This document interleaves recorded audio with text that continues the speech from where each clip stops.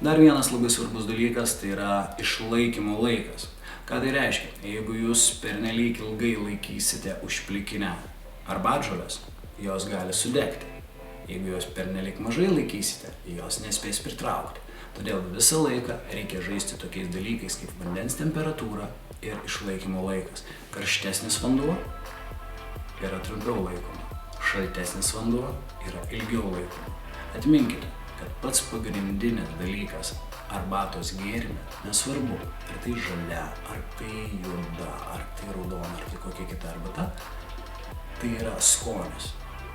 Skonis arbatos, jeigu jį teisingai užvirta, pats gėrimas yra šiek tiek klampokas, šiek tiek turi tokį kaip panašumą su kisieliumi ir visada turi salstelėjusi poskonį po liežuviu.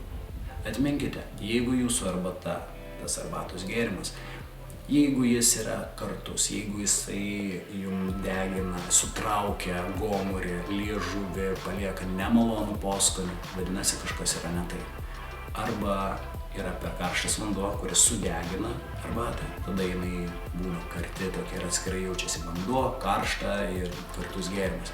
Per šaltas vanduo, tada jinai būna tokia rūgšti, atrodo, kad kažkas tai tokio kaip šiek tiek prarūgė. Bet ieškokite visada vidurio. Žaiskite su vandeniu ir, žinoma, žaiskite su arbatžolėm. Nes arbatžolės jos niekada nebūna vienodos, aišku. Būna vienodos, jeigu čia yra tos visos vadinamosios ramponinės.